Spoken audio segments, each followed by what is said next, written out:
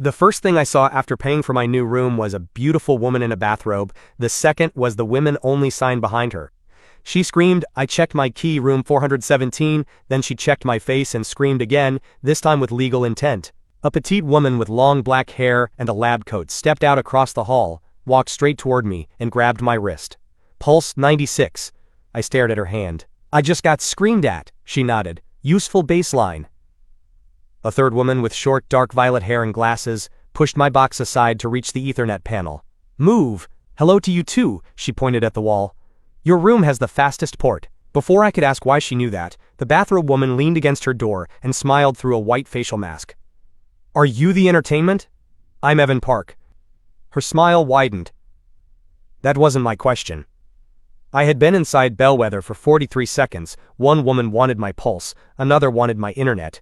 The third wanted to know if I was single, and the discount had already become expensive. The fourth woman was tall and elegant, with long chestnut hair, sharp green eyes, and clothes that made her look ready for court on a Saturday. She took one look at me, the bathrobe, and the pulse check. "Nobody say anything else?" The bathrobe woman raised a hand. "Can I finish my question?"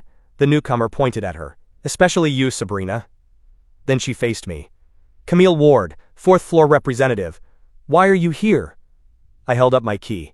"I signed up for a dorm swap." She stared at me. "This is a women's graduate residence." I'm starting to suspect that. Camille took my phone and read the assignment listing: Bellwether, room 417, Evan Park, and a 30-day minimum. "The assignment is incorrect." The woman holding my wrist checked the screen. "The biometric information appears correct."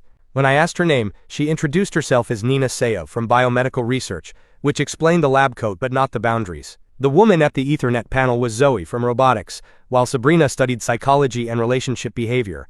I looked at all four. Law, medicine, robotics, and psychology, all in one building? Sabrina smiled. "And you?" "Data systems." Zoe looked interested, Camille looked concerned, and nobody disagreed when I said that combination should not be allowed. I called campus housing on speaker because Camille wanted witnesses, and the woman who answered sounded like she had already survived 3 system failures that morning. She confirmed the assignment, explaining that Bellwether's 4th floor had recently been reclassified as individual graduate housing because of low occupancy. The old signs had not been removed, the residents had not been warned, and the portal had shown me the building regulations before I confirmed. Camille turned toward me. "You read them?" I confirmed that I read them. Her eyes narrowed. "That is not what I asked. Housing had already assigned my old room to another student, so canceling now would cost me the deposit, the transfer credit, and the $200 monthly discount that had caused this disaster. Another room might open later, but until then, 417 was legally mine." Camille thanked the woman and ended the call. Then Sabrina looked at me. "How badly do you need $200? "Enough to ignore 4 women discussing me like a gas leak." Nina checked her monitor. "Pulse decreasing. He is adapting." "I am dissociating." Zoe lifted my box and said I could stay, then pointed toward my room when Camille stared at her. "Fastest port." Camille folded her arms. "That is not the deciding factor." "It is my deciding factor." Sabrina copied her pose inside the bathrobe. "I vote that we keep him." "Nobody is voting," Camille said before turning to me. "There will be a meeting at 7. I picked up my box. "Do I have a vote?" "No," I nodded. "Great, democracy is already thriving." I spent the afternoon unpacking while the hallway stayed suspiciously quiet, although every few minutes, somebody passed my door and slowed down. Nina left a bottle of water outside, Zoe asked for my router password before asking whether I owned a router, and Sabrina knocked once before opening the door without waiting. "For research purposes, how do you feel about older women?" I looked at her. "How old are you?" 25. "I'm 24. She smiled. "So older." Camille appeared behind her and pulled her out by the sleeve. "Do not conduct research on the new resident." Sabrina pointed down the hall. "You let Nina do it." "Nina has forms." Nina appeared from nowhere holding a clipboard. "I do." Camille closed my door, so I locked it. 10 seconds later, Zoe sent a message to my phone saying my lock was connected to her system. I unlocked it again because there are moments when dignity becomes too expensive to maintain. The meeting began at 7 in the common room, where Camille had prepared a temporary residency agreement containing 19 rules. Nina brought a pulse sensor, Zoe brought a tablet connected to every light on the floor, Sabrina brought popcorn, and I sat closest to the exit. Camille began. Bathroom access will be scheduled, common areas require appropriate clothing, and nobody enters another resident's bedroom without permission. I looked at Sabrina while she ate popcorn. No experiments involving a resident without informed consent. I looked at Nina while she wrote something down. No unauthorized modifications to the building network. Zoe quietly turned her tablet face down. Camille continued. No romantic behavior in common areas. Sabrina raised her hand. Define romantic. No, Sabrina smiled. Then the rule is vulnerable. Camille ignored her and explained that the arrangement would continue until housing found me another room. I didn't request another room. 4 faces turned toward me, so I explained that I had spent the last month calculating whether instant noodles counted as a financial strategy. Room 417 was private, close to my campus job and $200 cheaper, so unless the ceiling collapsed or somebody harvested an organ, I planned to stay. Nina looked mildly disappointed that I had mentioned organs before she had. Camille closed the document. Then we will evaluate the arrangement on Sunday. I asked what happened Sunday, and she calmly explained that they would decide whether my presence remained tolerable. And if you decide it doesn't? We strongly encourage you to request a transfer. Sabrina passed me the popcorn. She means we make your life emotionally educational. Camille gave her a look, Sabrina smiled back, and the meeting ended with 19 rules, 0 answers, and 1 chocolate protein bar Nina claimed was a consent gift. I returned to my room at 9, connected my laptop, and discovered the internet was faster than the library. For 11 beautiful minutes, I believed the worst part was over, then the smart display above my desk turned on by itself. Zoe's system had mirrored the 4th floor group chat onto the wrong screen, revealing a conversation titled Operation Evict Evan. Under it sat 4 assignments, Camille on Monday, Nina on Tuesday, Zoe on Wednesday, and Sabrina on Thursday. Their objective was to make the male resident request a transfer before Sunday, and the winner received control of room 417 after I left. I read it twice before a new message appeared.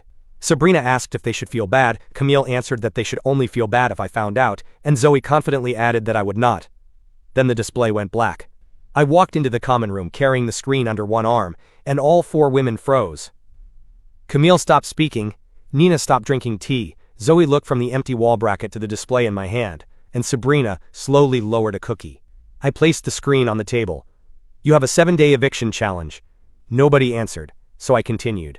The law student gets rules. The biomedical researcher gets my body. The roboticist gets psychological warfare with electricity. And the psychology student gets whatever felony she was planning for Thursday. Sabrina raised a finger.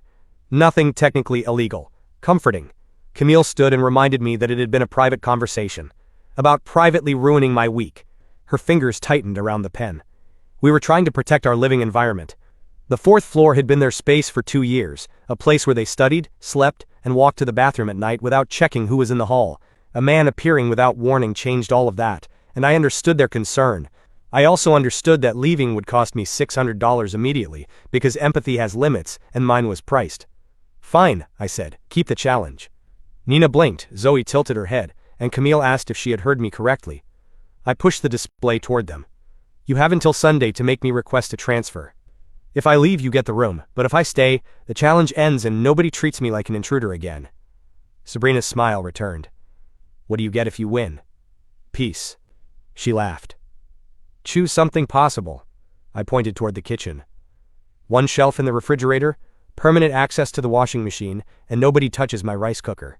Zoe immediately asked if she could examine it, scan it, or improve it, and every answer was no. Especially the last one. Camille looked at the others. Nina nodded first, Zoe followed, and Sabrina held out her hand. Deal. I shook it, although her fingers stayed around mine half a second longer than necessary. 1 more condition, she said. No complaining when the challenge becomes uncomfortable. I smiled. You should add the same condition for yourselves. Camille signed the agreement and announced that Monday began at 6. It was already 9:15 on Sunday night. You people couldn't let me survive 1 weekend? Camille capped her pen. You signed up for graduate housing. Survival was never included. At 5:55 Monday morning, Camille knocked on my door with a 47-page rulebook. I opened it wearing sweatpants and the expression of a man who had slept 4 hours. You had 19 rules yesterday. She handed me the book. Those were provisional. I asked what happened to the other 28, and Sabrina waved from her doorway in a pale blue bathrobe. I asked questions, which improves legislation. The new schedule gave me 12 minutes to shower, 15 minutes in the kitchen, and required 24-hour notice before using the laundry. Male clothing could not remain visible in common areas, while hallway eye contact was limited to 3 seconds if either resident was dressed for sleep. I looked up. How do we measure that? Zoe's voice came through the speaker above us. Camera tracking. I stared directly into the lens. I hate this building. Camille pointed toward the bathroom because my shower window had already begun. Then Sabrina approached carrying shampoo and still wearing the bathrobe. Mine too. Camille checked the schedule. That is impossible. Sabrina leaned closer to me. Shared resources build trust. I put on the sunglasses from my pocket, stopping her immediately. Why do you have sunglasses? Rule 23. Eye contact prevention. Camille looked at Sabrina. Sabrina looked at me. And I walked past both of them. The first battle ended before 6:01. I followed every rule, because that was my attack. Rule 11 required the kitchen to be cleaned immediately after use, so at 6:30 I turned on the vacuum and woke Nina, who entered with her hair loose and one eye closed. Why is the floor screaming? Camille values sanitation. Rule 16 reserved quiet hours from 10 at night until 7 in the morning, so at 10:01 I knocked on Camille's door because her printer was running. She opened it wearing a dark green sleep shirt, no makeup, and an expression that could have overturned a conviction. Neither of us spoke for 3 seconds, then she remembered Rule 23 and looked at the wall.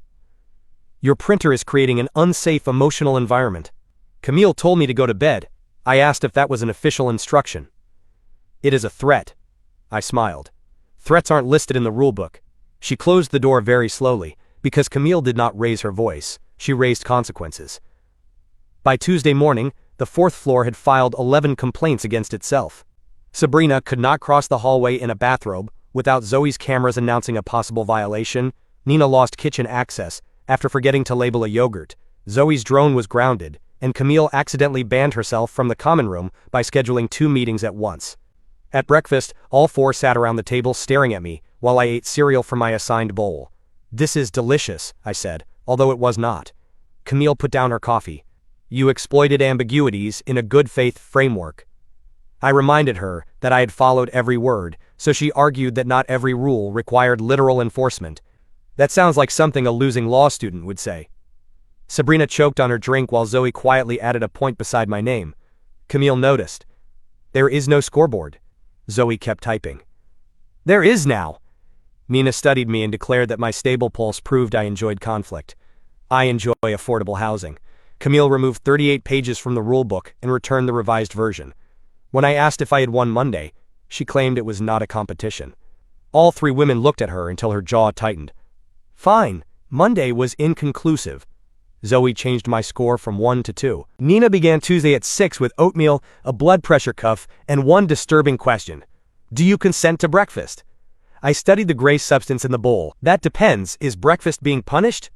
She described it as low sodium, high fiber, and controlled calories, while fastening the cuff around my arm before I answered. Her plan was simple. She would turn my life into a clinical trial until I escaped. Every meal was weighed, every drink was measured, and a sensor on my wrist buzzed whenever I sat too long, slept too little, ate too quickly, or experienced what Nina called unnecessary cardiovascular excitement. Sabrina walked through the kitchen in running shorts and an oversized sweater, making the sensor buzz. Nina checked the screen while Sabrina looked pleased. Interesting. Environmental spike. I covered the device. Your sensor needs manners. Sabrina leaned over my shoulder. Or more data. It buzzed again, so Nina moved between us and claimed her subject required stable conditions. Sabrina smiled. You sound jealous. Nina tightened the cuff. Jealousy would contaminate the study. Sabrina's smile widened. That was not a denial. My fingers went numb, and Tuesday had started only 6 minutes earlier. At lunch, Nina replaced my noodles with steamed vegetables. At 3 she confiscated my energy drink, and at 6 she ordered 8,000 steps. While she adjusted my tracker, I checked hers and discovered she had walked 900 steps while surviving on 2 coffees, half a banana, and something recorded as emergency almonds. Control groups follow the same protocol. She took back the tablet. I am the researcher. Then you should survive your own research. Camille looked up from her laptop and admitted I had a point, although she immediately regretted saying it. I amended the agreement, forcing Nina to follow the same meal and sleep plan she imposed on me. Zoe approved the logic, while Sabrina approved anything that made Nina exercise in the hallway. By 7, all 5 of us were doing squats as Camille read case notes. Zoe complained that human knees were poorly engineered. and Sabrina counted every fifth repetition twice. Nina maintained perfect form for 18 minutes, then stood too quickly and swayed. I caught Nina before she hit the table, one arm circling her waist as her forehead landed against my chest. For the first time since we met, she had no clinical comment, and her face had gone pale. "When did you last eat a real meal?" she asked me to define real. "Anything that wasn't an almond." Nina tried to step back, but her knees disagreed. Sabrina stopped smiling, Camille closed her laptop, and Zoe brought a chair. I sat Nina down and cooked fried rice with eggs, frozen vegetables, and enough sodium to make her file a complaint. She watched every movement. "You did not weigh the oil." "I measured spiritually." Nina frowned. "That is not a unit. It is when you're poor." She ate one bowl and then another, claiming the second was for replication. At 11, I found her asleep at the common room table beside 3 research papers. I moved her laptop, placed a blanket around her shoulders, and sat down to finish my own work. 10 minutes later, her head slipped onto my shoulder. I froze as Nina's breathing slowed and the tension left her face, making her look younger when she was not trying to outperform biology. Zoe passed through the room, stopped and raised her phone. I whispered, "Don't," but she took a picture and called it a rare event. Sabrina appeared behind her wearing my black hoodie, although I had no idea when she stole it. She looked at Nina, then at me. "Is this included in the health protocol?" "Apparently I'm furniture." Sabrina sat on my other side and reserved the remaining shoulder. I rejected the reservation, but she leaned against me anyway. My wrist sensor buzzed so violently that Nina woke up, saw Sabrina against my other shoulder, and checked the reading. "Severe environmental interference." Sabrina closed her eyes. "You still sound jealous." Nina removed the sensor and claimed the equipment was malfunctioning because it lacked privacy, then folded the blanket and left. 2 minutes later, she sent 2 messages telling me to eat breakfast tomorrow and making it clear that this was not a request. Zoe adjusted the scoreboard, giving me 3 points and Nina 1. Nina looked out from her doorway. The study continues. Wednesday belonged to Zoe, which meant the building itself became hostile. At 4 in the morning, my alarm used Camille's voice to announce that I had made a procedural error. The lights flashed red, and my mattress tilted 6 degrees toward the floor. When I tried to escape, the smart lock asked me to prove I was not a robot by identifying traffic lights in 9 photographs. 3 were drawings and 1 was a toaster. Yet after I selected every traffic light, the lock calmly announced, "Access denied." I shouted Zoe's name, and her voice answered through the ceiling. "Incorrect answer. The toaster was not a traffic light. It identifies as infrastructure." I removed the batteries and opened the door manually, finding Zoe outside with her tablet, oversized black hoodie, and an offended expression. "Analog interference is cheating." I held up the screwdriver. "This is analog interference?" "Exactly." At breakfast, my chair moved whenever I approached, the coffee machine called me temporary mail unit, and the refrigerator refused to open because my shelf had exceeded its emotional capacity. I looked at Zoe. "You made the fridge passive-aggressive." She pointed at Camille. "It learned from her." Camille nearly objected, then decided the comparison was accurate. Zoe wanted to make the smart dorm so inconvenient that I begged for a normal room, while I wanted to survive without giving her useful reactions. I wore earplugs, used a flashlight, and opened the refrigerator through the emergency release. When the shower changed from hot to freezing, I finished anyway, and entered the hallway with wet hair and a towel around my neck. Sabrina stepped out, saw me, and forgot what she was saying, while Nina's sensor buzzed from inside her room. Camille came around the corner holding a folder, and her eyes dropped to the wet shirt against my chest before returning to my face with professional violence. "Why are you dripping on the floor?" "Zoe believes temperature is a personality test." Zoe checked her tablet. "He lasted 4 minutes." Sabrina recovered quickly. "I would like to review the footage." Camille insisted there was no footage. Zoe said nothing, and all 4 women looked at her until she deleted something. By noon, I traced the smart system to a diagnostic panel in the common room. I studied data systems, so although I could not build Zoe's robots, I understood what happened when someone connected private devices to a public residence network at 3 in the morning. I opened the error log, and Zoe moved faster than expected, reaching across me for the tablet. When I pulled it away, she climbed onto the couch, leaned over my shoulder, and grabbed my wrist, bringing her face within inches of mine. Her turquoise eyes widened behind the glasses, and neither of us moved until the screen lit up with a warning that system mirroring was active. "What does that mean?" Zoe looked genuinely afraid. Every television and lobby display connected to the campus residence network changed at once. The first slide revealed Operation Evict Evan. The second displayed our scoreboard, And the third showed Camille handing me the rulebook, Nina sleeping on my shoulder, Sabrina wearing my hoodie, and Zoe currently pressed against my back while trying to steal the tablet. The campus residence forum exploded before Zoe could disconnect it, and messages appeared faster than we could read. People claimed 4 women were fighting over 1 man, Bellwether had a secret harem, and the robotics student had me pinned to the couch. Somebody asked which woman would win and created a poll. Sabrina entered, read it, and smiled like Christmas had arrived early. Nina immediately checked my pulse without a sensor, while Camille stood motionless in the doorway. Turn it off, Zoe kept typing. I am trying. The poll reached 2,000 votes, giving Sabrina 41%, Nina 24%, Camille 22%, and Zoe only 13%. Zoe stopped typing. 13? I told her to focus, but she complained that the sample was biased. The sample thinks you kidnapped me with a refrigerator. She pushed her glasses higher. That should improve my score. The lobby display changed again and asked who would get the dorm husband.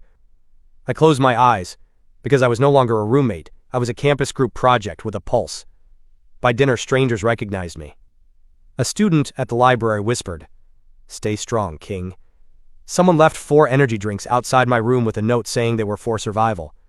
And a campus meme page posted a diagram linking me to all 4 women, like an investigation into organized crime. Camille demanded a complete shutdown of Zoe's system, Nina wanted the images removed for violating medical confidentiality, while Sabrina used the bathrobe photo as her profile picture and gained 600 followers. Zoe stared at her 13%. I fixed the elevator last month. These people have no loyalty. I sat at the table. Did Wednesday end? Zoe locked her tablet. No. I reminded her that the system had exposed our challenge, called me emotionally unauthorized, and still left her losing the poll. Her eye twitched. Temporary errors. I leaned back. Wednesday belongs to me.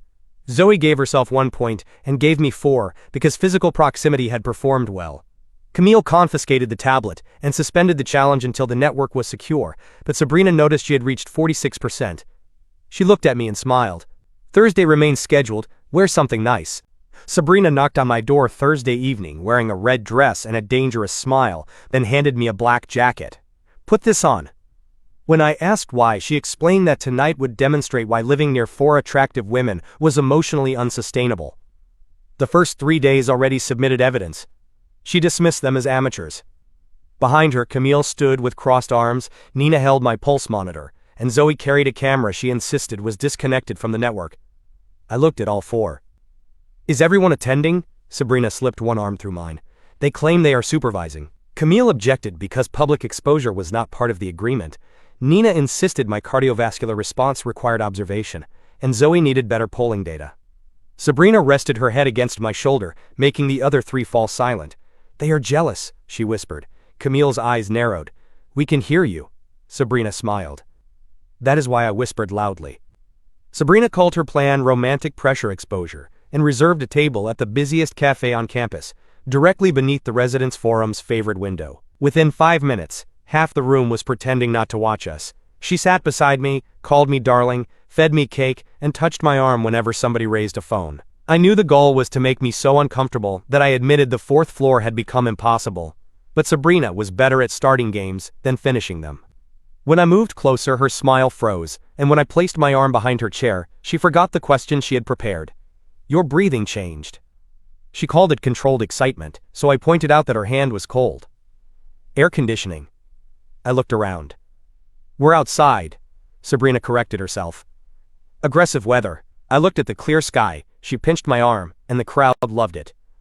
Camille arrived first and placed a folder on the table. Sabrina, your method exceeds the agreement. Sabrina kept her hand on mine. You interrupted my session. Camille pointed at the windows. Your session is occurring beneath 6 cameras. Nina arrived with 2 drinks, placed the low-sugar one in front of me, and removed Sabrina's cake because I had exceeded my glucose recommendation. Sabrina reminded her that I was not tonight's subject. Zoe sat across from us and opened the campus poll. Sabrina reached 52%. Statistical intervention is necessary. I stared at all 3. You followed us to a date that isn't a date because you're worried strangers think it is a date. Camille called the sentence structurally defective, while Sabrina claimed my sentence was fine, and Camille's denial was defective. Nina moved closer to me. Zoe adjusted the camera until Sabrina was no longer centered, and I realized 4 women were fighting over 1 fake date while refusing to admit they were jealous. Somehow I was still losing. Sabrina refused to surrender and pulled me away from the table because the final stage required privacy. Camille stood immediately. Absolutely not. Sabrina promised the observers would remain 30 feet away, although Camille correctly pointed out that this was not privacy. We stopped beneath a tree beside the cafe while phones watched from every window. Sabrina faced me, placed both hands on my jacket and looked up. Most men would request a transfer before this becomes complicated. Most men didn't already lose a deposit. She accused me of hiding fear behind financial responsibility, so I accused her of hiding fear behind flirting. Her smile flickered, the first real reaction I had seen from her, but she stepped closer anyway. What am I afraid of? Finishing the move. When she asked what move, I answered, this one. Her eyes dropped to my mouth and her fingers tightened on the jacket, while the confident psychology student suddenly looked like she had forgotten every book she had ever read. I leaned close enough to make the crowd disappear from her attention. If you're going to bluff, I said quietly, don't close your eyes. Sabrina's eyes opened, and her face turned bright red. She stepped backward, caught her heel, and dragged me with her until I caught her around the waist. The cafe erupted, Zoe's camera clicked, Nina's monitor beeped from 30 feet away, and Camille said something that sounded legally violent. Sabrina stared at me from inside my arms without a comeback. I helped her stand, then she brushed off the dress and faced the audience. The experiment is complete. I asked who had won. She looked at me, then at the three women approaching with very different expressions. The experiment was contaminated. Zoe checked the poll and discovered Sabrina had jumped to 68%. Severely contaminated. On the walk home, Sabrina stayed half a step behind the others, so I slowed down until we were side by side and asked if she was okay. Perfectly. I reminded her that she had nearly tackled me after a fake kiss. The ground moved. Aggressive weather again? She laughed, then admitted she had never done that before. I thought she meant threatening a man with romance, but she meant going on a date. Relationship psychology was easier when every emotion belonged to somebody else. She had taught communication workshops, advised couples, and even written about intimacy avoidance, yet actual intimacy made her brain leave the building. So you weaponized flirting without field testing. She claimed to have excellent theoretical preparation. You fell over. Your response was outside the model. At the dorm entrance, she stopped. Would you have kissed me? Before I could answer, Camille opened the door and announced that the challenge did not permit follow-up questions after the assigned day. Sabrina smiled at her. You listened through the intercom. Camille claimed the door was open, although it had not been. Friday was supposed to be the final coordinated attempt, but the challenge collapsed into civil war. Camille reserved breakfast with me to discuss residency terms, Nina arrived with food for two, Zoe disabled Camille's calendar because the software showed bias, and Sabrina walked in wearing my hoodie while announcing unfinished exposure work. Camille looked at the hoodie, Nina looked at the hoodie, and Zoe looked from Sabrina's 68% to me. I studied my breakfast. Does anybody remember that your goal is to make me leave? Silence followed. As Camille opened her folder, Nina unpacked the food, Zoe restarted the calendar, and Sabrina pulled my sleeves over her hands. They remembered the goal. They simply no longer agreed on what victory meant. The campus made everything worse. Flowers arrived for Sabrina, somebody sent Camille a fake marriage contract, and Zoe received a replacement camera with a note asking for better angles. Then 4 matching shirts arrived labeled property of the 4th floor, while mine called me a shared asset. I held it up. I am setting this building on fire. Camille confiscated the shirt because arson violated 6 remaining rules. Sabrina immediately wore hers over the hoodie, Nina claimed hers was useful sleepwear, and Zoe discovered the code on the sleeve linked to the poll. Camille called all of them undignified, although 10 minutes later I saw her shirt folded inside her room. By afternoon, the joke turned ugly when someone uploaded an edited video of Camille handing me rules, Nina attaching the sensor, Zoe locking my door, and Sabrina treating our date like another experiment. The caption claimed 4 privileged graduate students were bullying a broke transfer student for entertainment. The comments changed immediately, with students demanding their removal and anonymous messages calling Camille controlling, Nina dangerous, Zoe invasive, and Sabrina manipulative.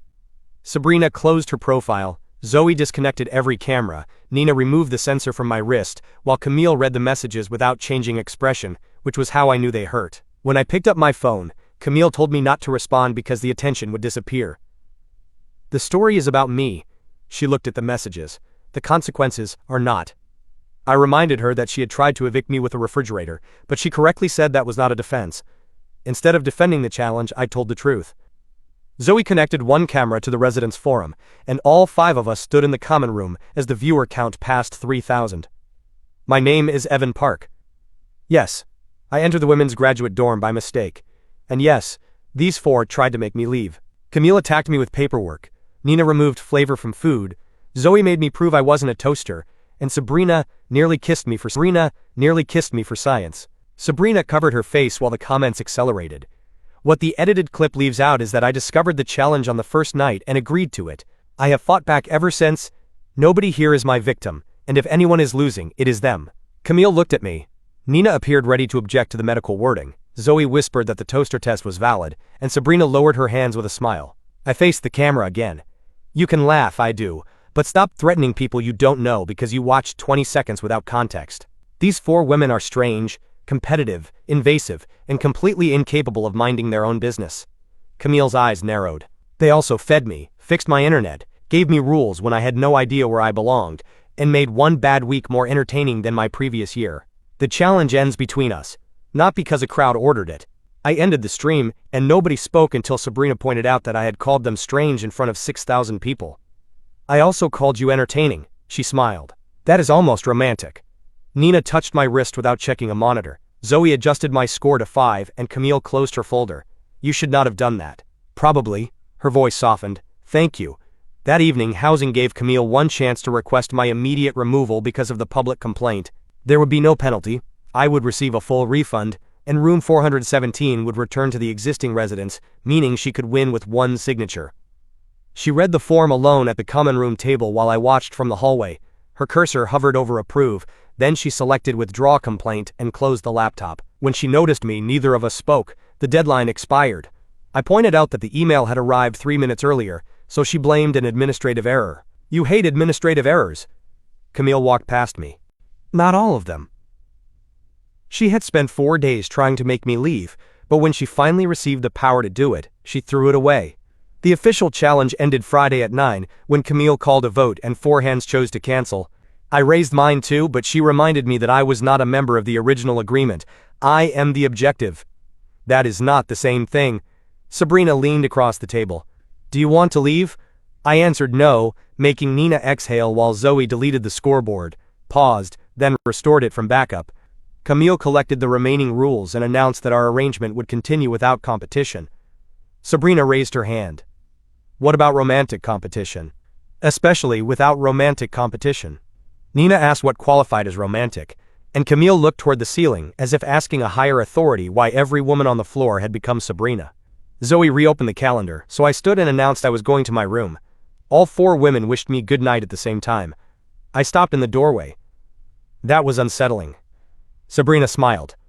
You'll adapt. Saturday was our first day without a war, and it was much worse. Camille asked before scheduling breakfast. Nina gave me coffee without checking my pulse. Zoe returned manual control of my lights. Sabrina wore her own clothes, and everybody behaved politely. By noon, the silence became unbearable. I preferred the refrigerator insults. Zoe looked relieved. Camille closed her book. Nina pushed a plate toward me, and Sabrina retrieved my hoodie from behind the couch. The 4th floor returned to normal in under 30 seconds. That evening, they planned what Camille called a peace dinner, with each woman contributing 1 dish. Nina measured everything to the gram but confused teaspoons with tablespoons, producing soup salty enough to preserve a body. Zoe used a robotic arm to fry dumplings until it detected smoke, panicked, and threw one onto the ceiling. Sabrina ordered expensive takeout, transferred it into a pan, and claimed emotional ownership, while Camille followed a recipe like a legal contract and refused to adjust the heat because the instructions did not authorize discretion. I tried helping all 4 at once, then Zoe's arm hit Nina's soup. Nina grabbed the pot, Sabrina backed into Camille, Camille dropped a tray, and the fire sensor activated the sprinklers. Cold water filled the kitchen, and everyone screamed except Zoe, who tried measuring the sprinkler pressure. I reached the emergency valve and shut it off, then turned around to find all 4 women soaked. Sabrina's auburn hair clung to her face, while Nina's white shirt had become a situation I avoided examining for legal, medical, technical, and psychological reasons. I removed my black overshirt and handed it to her without looking down. Camille noticed, took a towel, and pulled me into a chair. Stay still. She dried my hair with quick, irritated movements while I insisted I could do it myself. You will drip on the floor, I pointed around us. The floor is underwater. That is not permission. Her fingers slowed, and when I looked up she was standing between my knees, much closer than either of us had realized. Sabrina watched from inside my hoodie. Nina wore my overshirt. Zoe's camera opened by itself, and Camille stepped away so quickly she nearly fell over the soup. We ate the surviving takeout on the common room floor, where Camille finally explained why room 417 had been so cheap. 3 previous applicants had rejected it after seeing the floor. One survived a 10-minute tour, another heard Zoe testing a drill at midnight and left without collecting the application, while the third met Sabrina in a facial mask, allowed Nina to take her temperature, and withdrew before Camille finished presenting the rules. Housing kept lowering the price. I stared at them, so I wasn't the first victim. Sabrina shook her head. You were the first one too poor to escape. I had thought I found a bargain, but Zoe ate a dumpling and corrected me. The bargain found you. Nina added that I had survived longer than predicted, while Camille looked at the damaged kitchen. Survival remains disputed. My phone vibrated with an offer from West Graduate Hall, a private bedroom with a private bathroom, no building restrictions, and a price $50 lower than Bellwether. The deposit would transfer, and I could reserve the room until Monday morning before deciding when I collected the key. Every practical problem disappeared in one email. I passed the phone around, and Zoe discovered faster internet. Nina found the library was 4 minutes closer. Sabrina noticed nobody wore bathrobes in the hallway, while Camille read the terms twice. This is the rational choice. I waited for somebody to disagree, but nobody did. Nina folded my overshirt and returned it. Zoe stared at the dark television. Sabrina stopped smiling, and Camille handed back my phone. You wanted an affordable room, this is better. She was right, so I reserved it until noon Monday. The common room became quiet. It's only a reservation. Sabrina stood and called it reasonable. Nina collected the containers. Zoe carried her robot arm to the lab, and Camille opened the damaged rulebook without turning the page. I had won the eviction challenge, but nobody looked happy. I started packing Sunday morning and discovered my room now contained Nina's vitamins, Zoe's cables, Sabrina's hair clip, and a blue pen Camille claimed she had not been searching for. I placed everything outside, but within 20 minutes every item returned. Sabrina put her hair clip on my desk while maintaining eye contact, then Camille appeared and asked why her pen had been left in the corridor. Because it is your pen. She placed it on my desk. It has adapted to this room. Zoe leaned out of her doorway. The room has strong retention behavior. I looked at all 4 women. Are you helping me pack, or colonizing the next dorm? Nobody answered fast enough. They decided to help, which was a mistake. Camille organized everything. Nina removed food she considered unsafe. Zoe labeled cables by voltage and emotional relevance, while Sabrina sat inside the largest box wearing my hoodie. When I pointed out that she had contributed nothing, she claimed to be testing capacity and refused to move because the box felt attached to her. Nina found chips that had expired 2 days earlier. Time remains linear. Camille discovered the original residency agreement with the eviction contract attached, read the signatures, tore the challenge in half, and packed the remaining rules. I asked if she wanted a souvenir, evidence that intelligent women can make poor decisions in groups. Sabrina raised her hand from inside the box. Motion accepted. By afternoon, my room looked ready to leave while the hallway did not. Nina packed meal containers. Zoe installed a signal extender West Hall supposedly needed. Camille printed instructions for collecting the key, and Sabrina stole the black jacket from our fake date. When I demanded it back, she claimed it belonged to a shared memory and invited me to retrieve it from her room. Camille appeared behind me and said, "Do not," while Nina approached with the pulse sensor and Zoe opened her camera. I abandoned the jacket because some battles cost more than replacement clothing. We ate our final dinner around the common room table, although nobody called it final. Camille named it a residency transition meal, Nina called it nutritional preparation. Zoe preferred network migration meeting, and Sabrina called it a breakup dinner until 3 people threatened her. They ordered my favorite food without asking because they already knew, and that affected me more than the silence. I had moved often enough to become good at leaving, but being asked to stay was the part one had no practice with. Sabrina finally broke. "Do you actually want the West Hall room?" Camille reminded her that they had agreed not to pressure me, but Sabrina insisted she had only asked a question. "Your questions come with traps," Sabrina smiled. "Only the good ones." I described the private bathroom, faster internet, and lower rent. Zoe flinched at the internet, Nina looked down, and Camille called them rational factors. Sabrina did not look away. That wasn't my question. She was right. I wanted the new room, but I also wanted Tuesday breakfast arguments, Zoe's hostile refrigerator, Camille's rules, Nina's midnight messages, and Sabrina stealing everything I owned. I don't want to stay because you feel guilty, and I don't want you to lose the space you had before I appeared. Camille tightened her grip on the glass. That space no longer exists. I blamed the campus for calling me their shared boyfriend, but Zoe corrected me. The current term is dorm husband. That is worse, Sabrina smiled. Not universally. Camille set down her glass. When you arrived, we wanted the old floor back and assumed removing you would restore it. Nina called that assumption unsupported. Zoe said the environment had changed before the first data cycle. And Sabrina translated. We got used to you. When Camille looked at her, Sabrina corrected herself. Some of us became emotionally dependent and are hiding behind technical vocabulary. Nina looked offended, Zoe did not, and Camille promised they would not make my decision for me.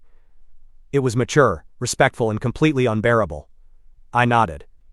Then I collect the key tomorrow. Nobody stopped me, and dinner ended quietly. At midnight, boxes moved in the hallway. I opened my door and found Zoe beside two suitcases she called equipment cases, even though they contained clothes she described as soft equipment. Nina emerged carrying a bag and froze. Camille stepped from the common room with her laptop, while Sabrina's door remained suspiciously closed. I asked what was happening, but Camille shut the screen. Nothing relevant to your decision. That sentence contained every warning sign I had learned during the week. I reached for the laptop. Zoe blocked me. Nina grabbed my wrist, and Sabrina opened her door shouting, "Abort!" 4 women scattered in 4 directions, leaving me alone beside the suitcases. You are all terrible criminals. Monday morning, I carried my first box toward the elevator, and the doors opened to reveal 4 women with luggage. Camille had 1 suitcase, Nina carried 2 bags and a cooler, Zoe guarded 3 equipment cases, while Sabrina held a pink suitcase, my black jacket, and absolutely no shame. Nobody moved until the doors began closing and I blocked them with my foot. Why do all of you have luggage?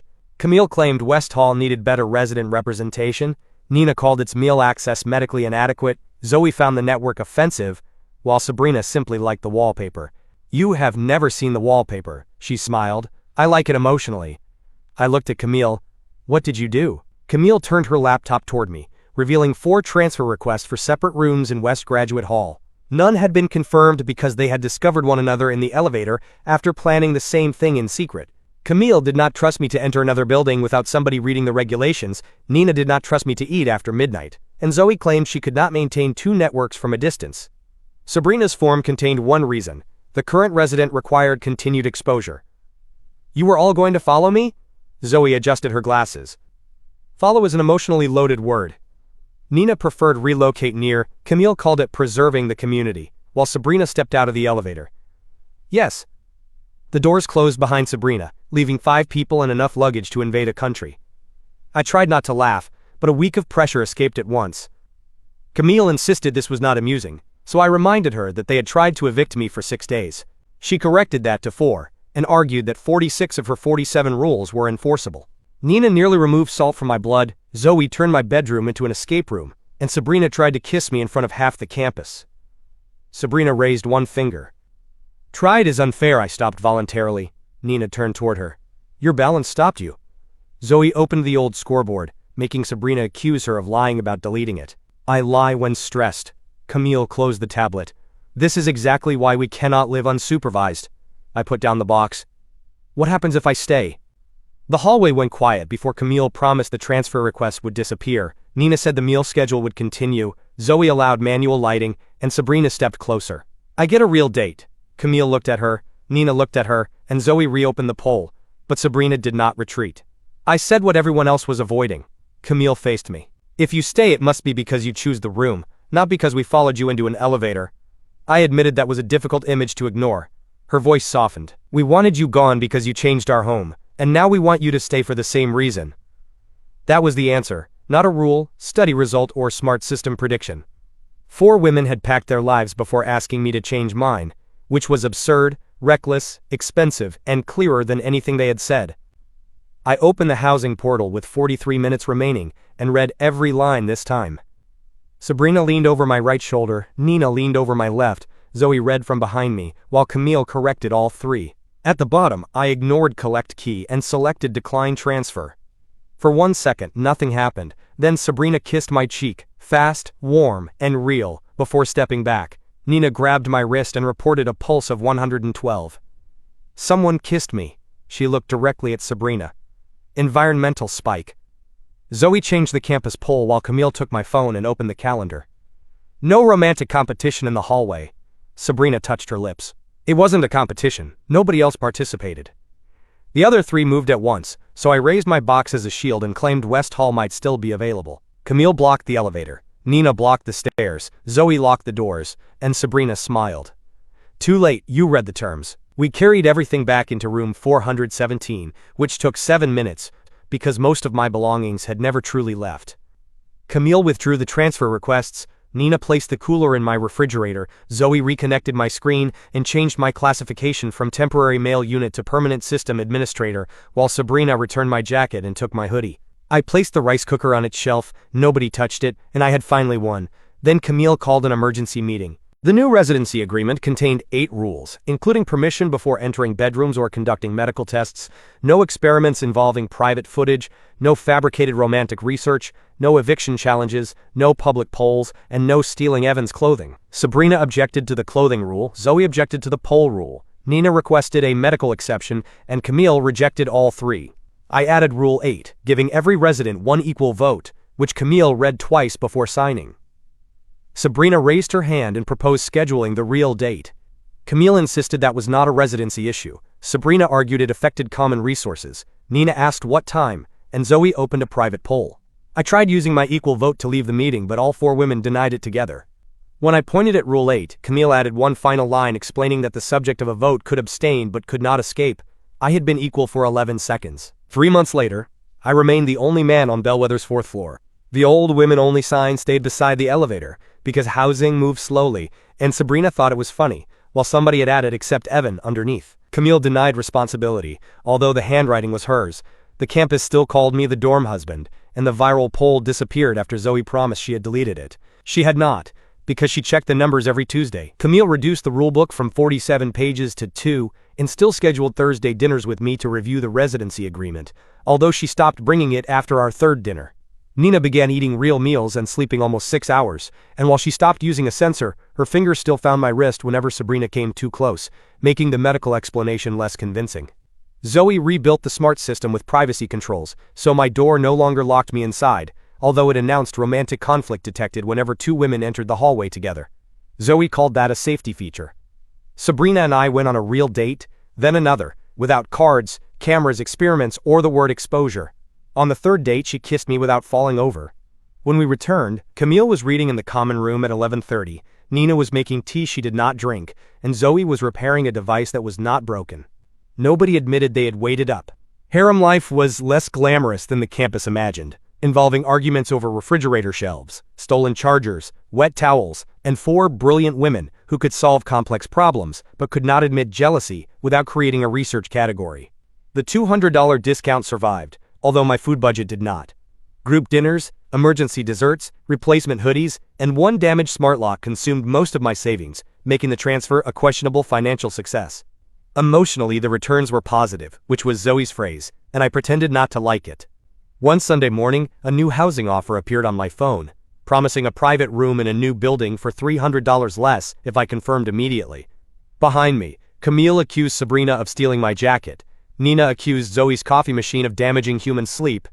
Zoe defended the machine as perfect, and Sabrina shouted that possession was a social construct.